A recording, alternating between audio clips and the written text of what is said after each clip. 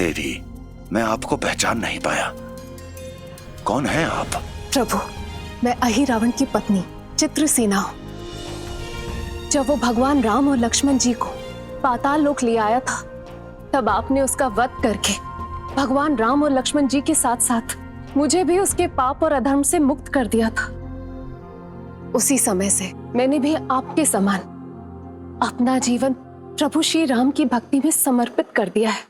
सूतल लोक में एक राम भक्त को देखकर मुझे बड़ी प्रसन्नता हुई। देवी, मैं यहाँ सूतल लोक में ऋषि कर्दम के आश्रम आया हूँ, उनसे मिलने। क्या आप बता सकती हैं उनका आश्रम कहाँ है? अवश्य प्रभु, आइए।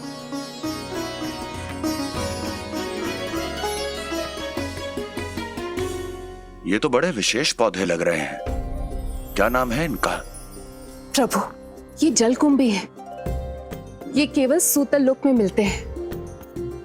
प्रभु श्री राम को मैंने इन्हीं के पत्तों से जल पिलाया था। तब प्रभु श्री राम ने इन्हें सदैव हरा भरा रहने का वरदान दिया था। जो प्रभु श्री राम के काम आए, उनसे विशेष भला क्या हो सकता है? जय श्री राम। जय श्री राम।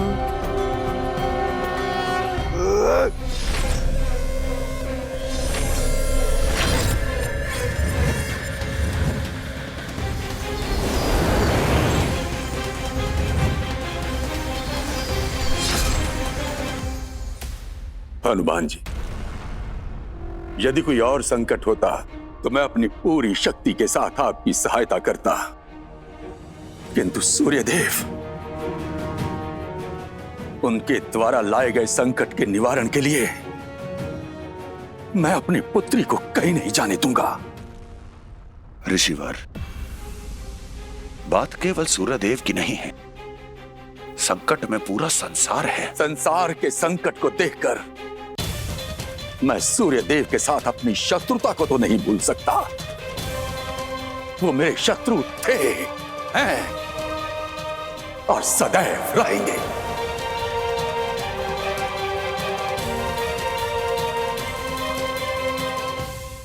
प्रभु, सूर्यदेव तो सारे संसार का हित करते हैं, फिर उनसे ऐसा कौन सा अहित हो गया जो ऋषि कर्दम उन्हें अपना इतना बड़ा शत्रु मानते हैं? ऋषि कर्दम की 5 पुत्रियां और 2 पुत्र, दोनों ही पुत्र स्वभाव से अति चंचल थे, और इसी चंचलता में उनसे ऋषि दुर्वासा का अपमान हो गया था, और प्रायश्चित स्वरूप उन्हें काग का जन्म मिला था।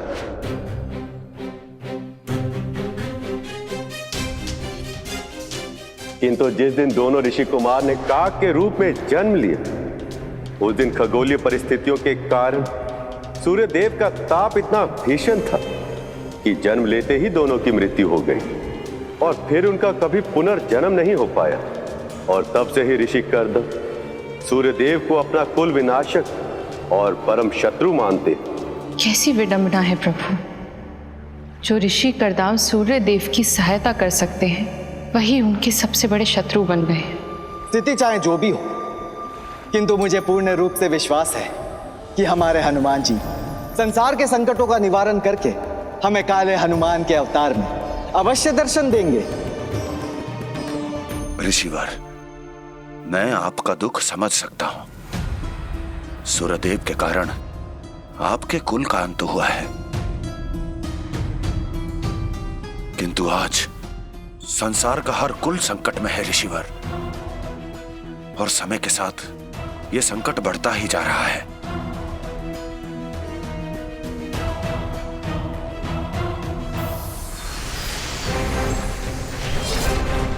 राहु, अबे केतु, ये कवच फिर से कैसे जुड़ गया?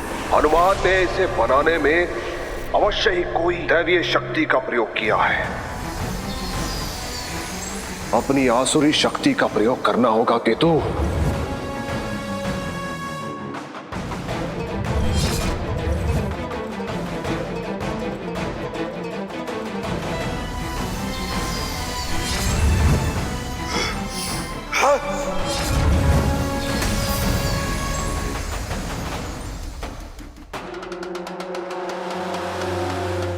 ये सुरक्षा कवच किसी साधारण शक्ति से नहीं टूटेगा।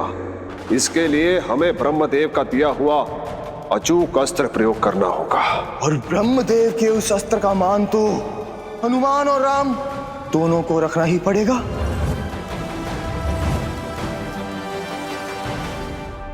ऋषिवर, आपकी पुत्री कोई साधारण स्त्री नहीं है। ये पूर्व जन्म में सूर्यदेव की पत्नी देवी संज्ञा थी।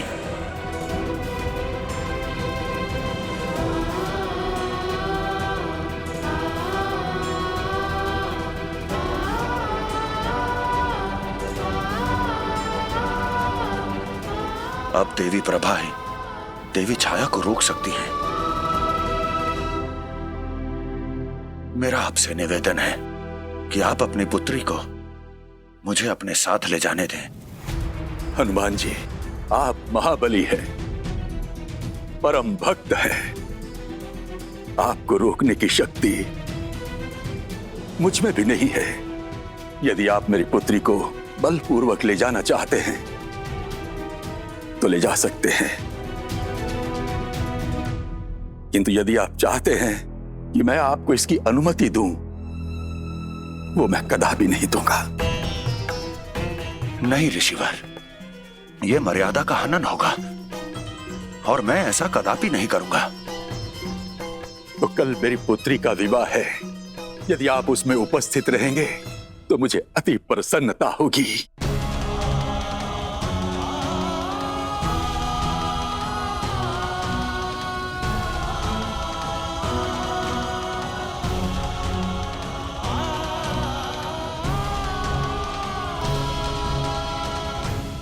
ओम ब्रह्मदेवाय नमः।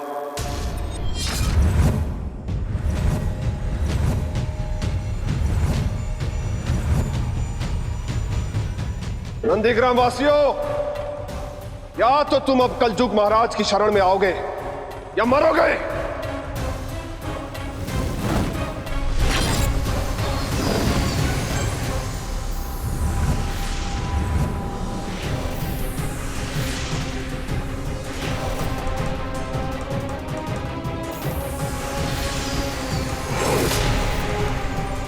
भाई काकी, अब हम क्या करेंगे?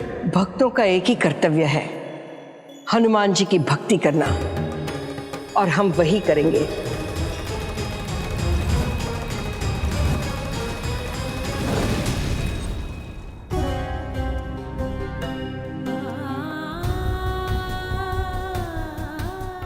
आज मुझे ज्ञात हुआ कि क्यों बचपन से मेरा मन सूर्यदेव से प्रेम करता था, परंतु मेरा दुर्भाग्य देखिए, आज सब सत्य जानने के बाद भी मैं उनका वरण नहीं कर सकती।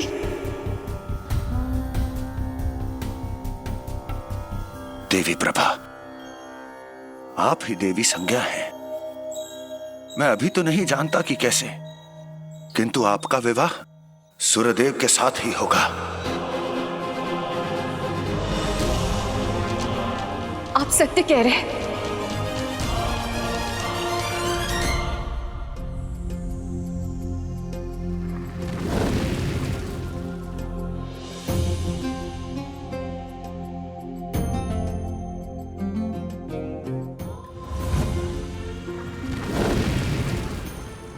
राहु केतु ने सुरक्षा कवच को खंडित कर दिया है। मुझे जाना होगा देवी।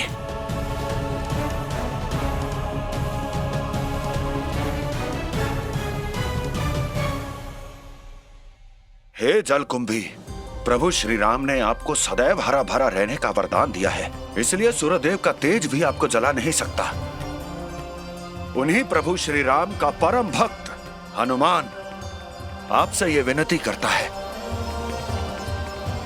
कि आप नंदीग्राम वासियों की रक्षा करें।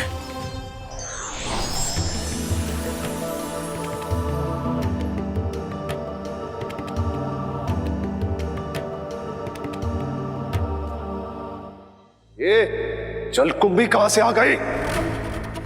कहीं से भी आई हो राहु, इसे भी हम सुरक्षा कवच की तरह नष्ट कर देंगे।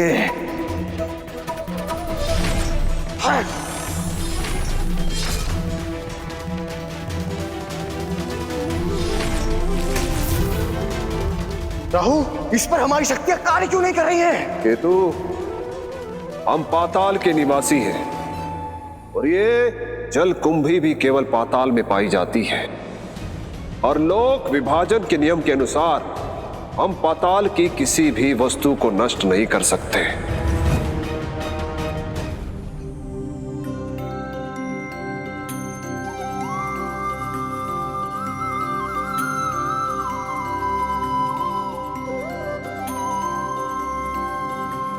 हनुमान जी ने हमारी सुन ली। वो देखो, उनकी भेजी हुई ये वनस्पति हमें शीतलता दे रही है।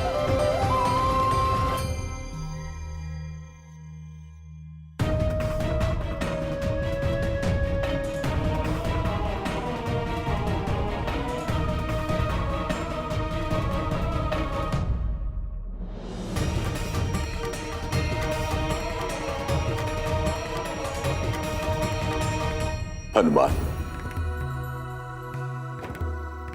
मुझे यह देखकर अपार हर्ष हो रहा है कि वर और वधु को आशीर्वाद देने के लिए आप अभी तक सूतल लोक में हैं। ऋषिवर, आप तो जानते ही हैं कि मैं यहां किस लिए हूं। इस आशा में कि इस संसार की रक्षा करने में आप मेरी सहायता कर सके। हनुमान जी, जो आप सोच रहे हैं वो संभव नहीं है।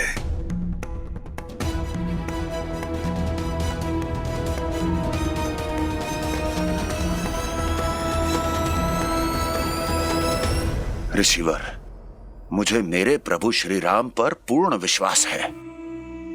वो इस संसार का हित होने ही नहीं दे सकते। आपका हृदय परिवर्तन अवश्य होगा। प्रभु, प्रभु आप यहाँ हैं? मैं आपको कब से ढूंढ रही हूँ। क्या बात है देवी? प्रभु, आप आइए मेरे साथ, मैं आपको सब बताती हूँ। जी, चलिए। नारायण नारायण। हे प्रभु, भक्ति की लीला अपरंपार है। किसे ज्ञात था कि प्रभु श्री राम की भक्त चित्रसेना हनुमान जी को सूतल लोक में मिल जाएंगी। देव ऋषि, इस संसार में भक्ति ही एक ऐसा धागा है जो संपूर्ण सृष्टि को बांधता है। नर को प्राणी से, प्राणी को जीव से, जीव को जगत से और जगत को ईश्वर से। भक्ति के द्वारा ही प्रत्येक आत्मा परमात्मा से जुड़ी है। सत्य वचन प्रभु, सत्य वचन।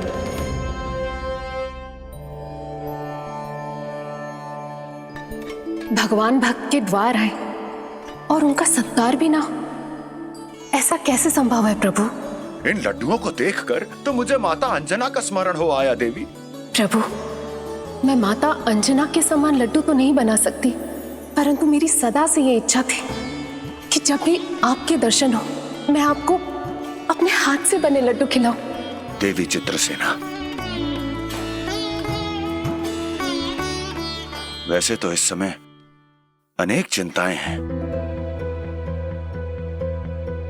किंतु आपको ज्ञात है माता अंजना कहती हैं कि लड्डू खाकर सभी चिंताएं मिट जाती हैं।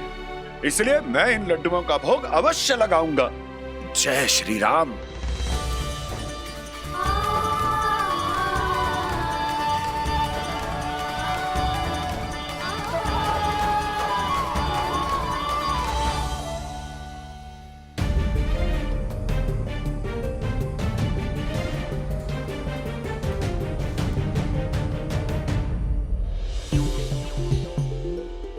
देवी चित्रसेना, मंडप में आपकी आवश्यकता है।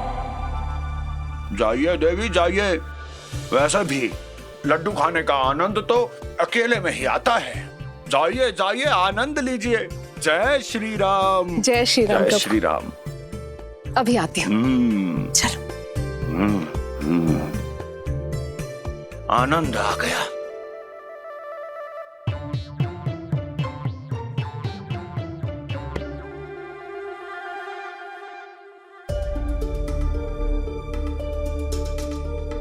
अब वर वधू वरमाला के लिए खड़े हो जाएं। उठो पुत्री, उठो सुतल कुमार।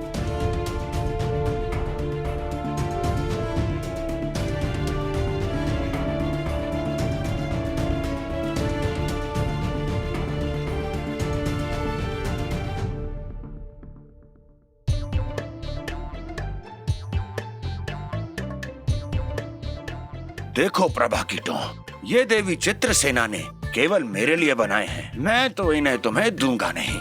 अभी तुम्हारा उपाय करता हूँ।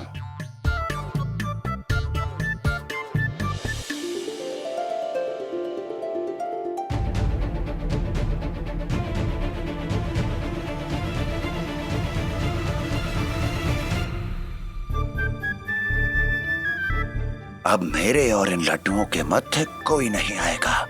जय श्री राम।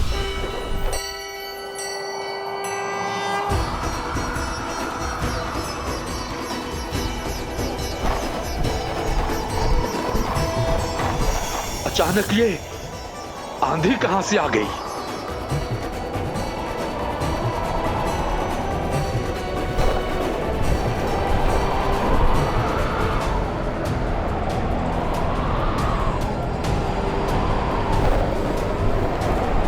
मेरा विवाह, मेरी प्रभा, कौन कर रहा है ये जो मेरी पुत्री के विवाह में विघ्न डालना चाहता है? हनुमान जी, हनुमान जी, हनुमान जी, आंधी को रोकिए। हनुमान जी, रोकिए इस आंधी को।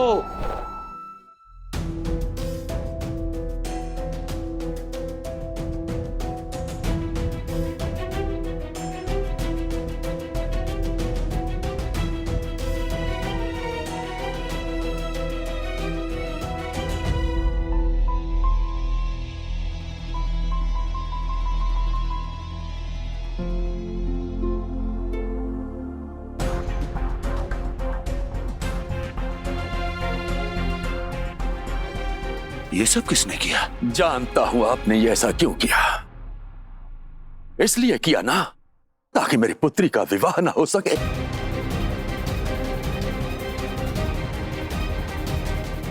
ऋषिवर, मैं तो अपने लड्डुओं से प्रभा कीटों को हटाने के लिए हवा कर रहा था।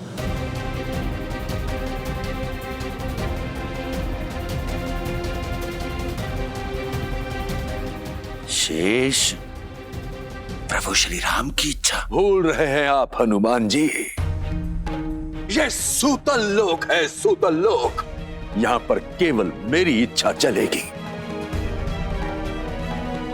मैं जानता हूं हनुमान जी कि आप मेरी पुत्री को अपने साथ ले जाना चाहते हैं, किंतु ये कदापि संभव नहीं है।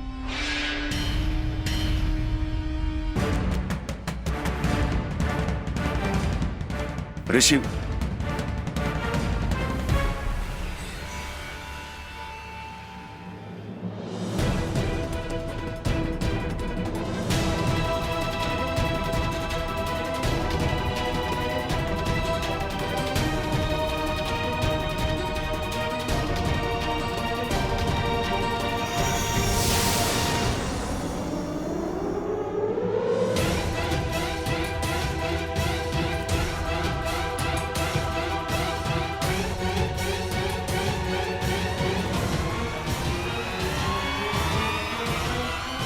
ऋषिवर, ये आप क्या कर रहे हैं? मैंने अपनी मंत्र शक्ति से इस आश्रम के चारों ओर लक्ष्मण रेखा खींच दी है।